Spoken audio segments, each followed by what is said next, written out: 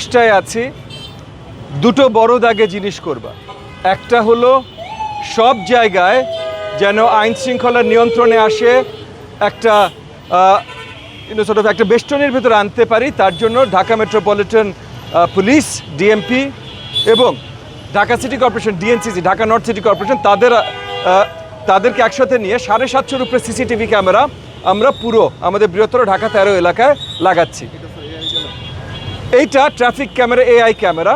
So এই যে traffic আপনার সিগন্যাল এবং ট্রাফিক এআই ক্যামেরা সবচেয়ে বেশি ঘনীভূত যে জায়গাগুলোতে ট্রাফিক কনজেকশনগুলো হয় সেই জায়গাগুলোতে লাগানোর ব্যবস্থাও করছে। সো ক্যামেরা লাগানোর দুই ধরনের ব্যবস্থা এখন হচ্ছে। আমরা প্রথম শুধু আমার এলাকায় না, পুরো ঢাকা শহরের প্রথম এটা এলাকার ভেতরে ট্রাফিক আরও কন্ট্রোলে আনবার জন্য এরকম বড় কোনো জায়গায় এআই ক্যামেরা এবং ট্রাফিক সিগন্যাল প্রথম আমরা লাগালাম। তার জন্য ডিএমপি ট্রাফিককে আমি অসংখ্য ধন্যবাদ জানাই।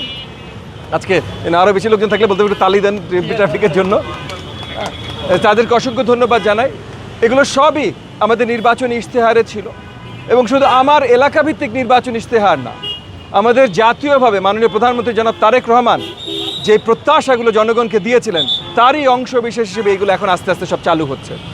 আমরা এই শিয়া মসজিদের মোড় দিয়ে শুরু করলাম, এটা একটা বড় ট্রাফিকের ট্রাফিক কনজেশনের একটা এলাকা। আরও বড় আমাদের এলাকায় যতগুলো ট্রাফিক কনজেশনের জায়গা আছে সেই জায়গাগুলোতে আস্তে আস্তে করে আমরা লাগানো শুরু করছি এবং এগেন আইন শৃঙ্খলা আরও কন্ট্রোলে আনার জন্য 750-এর উপরে জাস্ট সিসিটিভি ক্যামেরা, ট্রাফিক না আলাদা সিসিটিভি ক্যামেরা লাগানোর কাজে আমরা নিয়োজিত আছি। মূলত কয়েকটা পয়েন্টে আসলে এই সিসি ক্যামেরা এবং ট্রাফিক সিগন্যাল এটা লাগানো অনেকগুলো পয়েন্ট আখ্যায়িত করা হয়েছে, ডিএমপি ট্রাফিকে তারা করেছেন, আমরাও তাদেরকে সহযোগিতা করেছি। যে তারা আমার সাথে এসে বসেছেন, আমাদের এলাকাবাসীর থেকে রিপোর্ট নিয়েছি। সো এলাকাবাসীরা কোথায় চাচ্ছেন এই সব কিছু ডিএনসিসিকে আমরা এর সাথে সম্মিলিত করেছি, যে সচিবরা আছেন তাদেরকেও বলেছি রিপোর্ট নিতে এলাকা থেকে।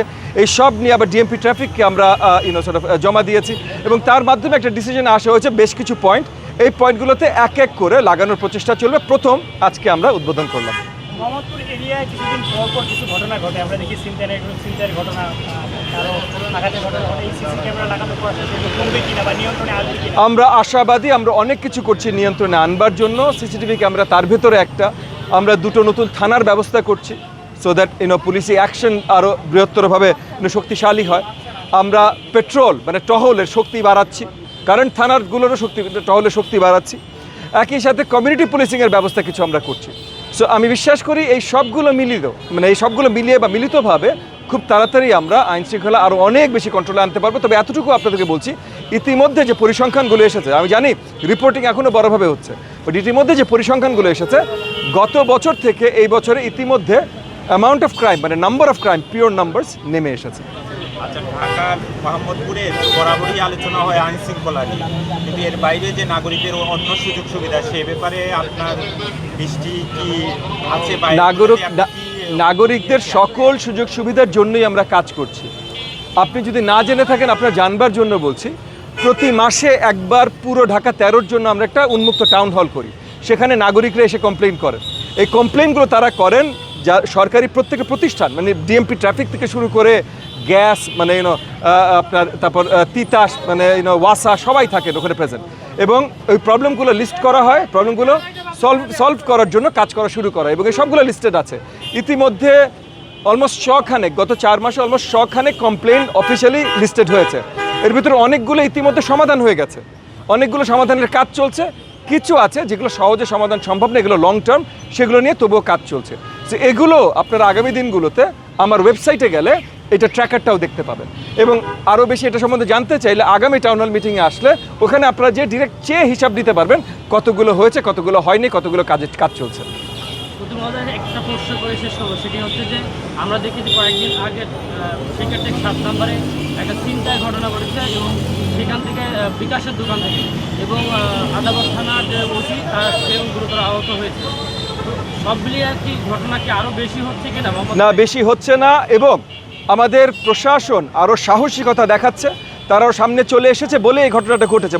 বিগত দিনে সে ছিনতাই করে পালিয়ে যেত, কিন্তু এখন প্রশাসন, এবং আমি সাধুবাদ জানাই এবং তাকে পুরস্কৃত করা হয়েছে, মাননীয় প্রধানমন্ত্রী পর্যন্ত আমাদের আদাবরের ওসি জাহিদ সাহেবকে পুরস্কৃত করেছেন, আমরা সবাই পুরস্কৃত করেছি, সাধুবাদ জানিয়েছে এবং আমরা প্রাউড যে আমাদের প্রশাসন পুলিশ প্রশাসন এখন আবার সাহসিকতার সাথে মাঠে এসেছে।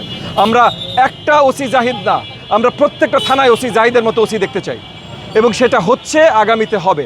সো না, এটা নেগেটিভ না, এটা নেতিবাচক না, এটা ইতিবাচক। হ্যাঁ, জাহিদ আহত হয়েছে, ওসি জাহিদ সাহেব আহত হয়েছেন, তবে খুব বেশি গুরুতর আহত হননি, এবং তার এই সাহসিকতার মাধ্যমে তার থানা সাহস পেয়েছে, অন্য সব থানারা সাহস পেয়েছে, এবং ভয়টা দুষ্কৃতিকারীদের ভিতরে আরো শক্তভাবে ঢুকেছে। আগামী দিনগুলোতে এটা ইতিবাচক হিসেবে থাকবে। নামটা শুনলে মানুষের মধ্যে আতঙ্ক কাজ করে, ভয়ভীতি কাজ করে, এটা আসলে কতদিন লাগবে? ইনশাআল্লাহ, ওই যে আপনাদেরকে বললাম, কমিউনিটি পুলিশিং, সিসিটিভি ক্যামেরা, নতুন থানা টহল বাড়ানো, এবং এই যে পুলিশ ওসি জাহিদ যেটার একটা এক্সাম্পল সৃষ্টি করেছেন, আগামী দিনগুলোতে আমরা বিশ্বাস করি খুব শীঘ্রই, কয়েক মাস এর ভেতরে আমরা এটা অনেক বেশি কন্ট্রোলে আনতে পারবো। আজকে আর প্রশ্ন না নেই, আপনাদেরকে অসংখ্য ধন্যবাদ। জাতীয় একটা প্রশ্ন ছিল, 14,000 যে সুপারিশপ্রাপ্ত প্রাথমিক শিক্ষকরা অপেক্ষার দিন। ভাই, আজকে এলাকা, আজকে কেন প্রাথমিক শিক্ষা নিয়ে আসেন? প্রাথমিক শিক্ষা মন্ত্রণালয়ে চলে এসেছে।